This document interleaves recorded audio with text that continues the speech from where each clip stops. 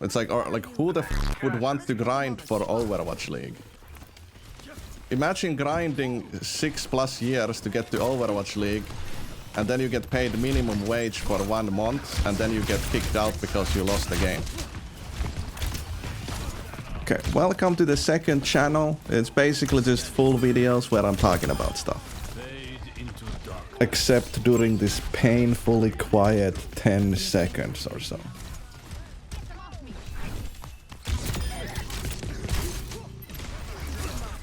Imagine you're like grinding for Overwatch League for 6+ years, boosting to make enough money to pay rent and shit, and then you finally get to Overwatch League and you get paid minimum wage. And you can't even boost, or you get kicked out and you're like, wait, so...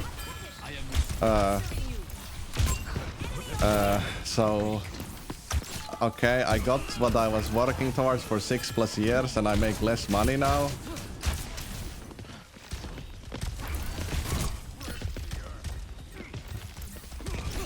I always thought that everyone in Overwatch League literally makes like 50k a month or something. But it's like almost minimum wage. Well, technically it is probably below minimum wage considering the hours you have to put in. You're putting like your whole life revolving around that shit. So I don't know, man. It's just like it's like when you think about it, there's so many people trying to get into Overwatch League, and how many people can be in Overwatch League at the same time? Like 5 per team. So like what, 50? Max 40? How many teams are there? So that's just kinda... it's just... There's probably like 100,000 people dreaming of getting into Overwatch League. And even when you get there, you get paid minimum wage for like a long time, unless you prove to be like way above anyone else. I gotta... Hold up, just a second. Where is... Okay, I didn't get it.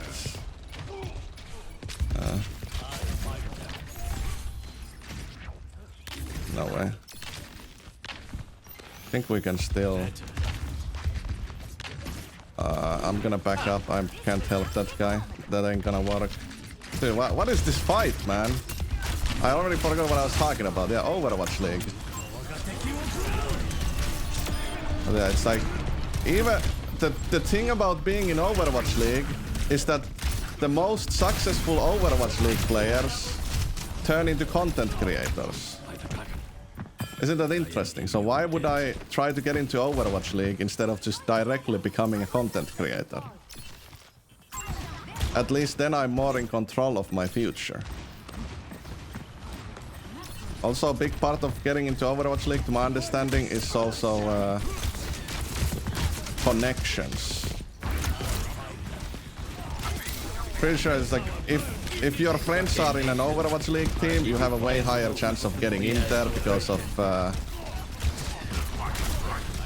synergy and shit like that. Okay, I'm dead.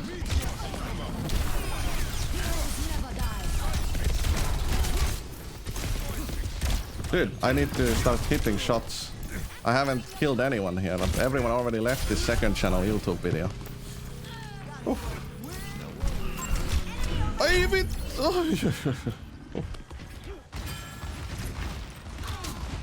Is it... Like, does someone know like how much do they actually get paid? I think I heard something like 30k a year minimum. Like that's the starting wage, and that's probably before taxes, obviously. So that would be... Oh, C9. Okay. So like 30k would be like 2.8k or something. 2.8k before taxes. Isn't that like... It might not be completely minimum wage, but at least... like if you consider the work hours, it is minimum wage. But then again, you probably don't have to pay rent. Like you're gonna be at the Overwatch League team's place, so that technically makes it better. Plus you get all the food and everything, so but it's still, I still call it minimum wage considering how much time you put into it. That's also another thing, is like I probably put as much time into being a content creator as an Overwatch League player puts into being an Overwatch League player. Okay, it's a tough job. You gotta be grinding all the time. It's like I for example, yesterday I worked for I think I only worked for 10 hours. I was just too exhausted, so I only worked for 10 hours. And then I woke up today, I did thumbnails and stuff for 1 hour, 1.5, to get my 2 videos ready. And now I'm streaming for like 6-7 hours. And then after, I'm gonna edit a tiny bit again. And I don't have days off. When I say I take a day off, that's a day off from streaming. It means I will edit the whole day. I stream 4 days a week, which means 3 days a week I edit for like 12 hours a day. But like sometimes I do only edit for like 6 hours if I really am too exhausted. Like the way it works is I work until I'm too exhausted. That's when I'm allowed to take a break.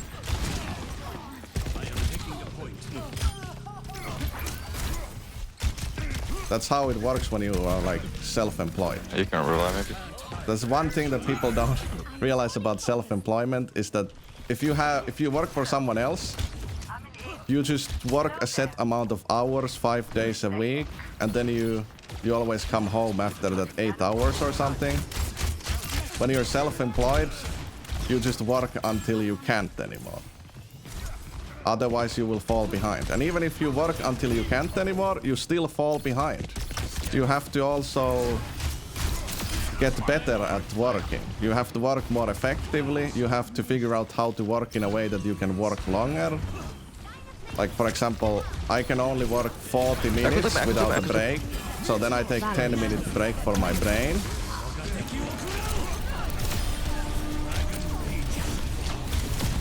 I'm in the circus. Okay, he's not dead. Okay.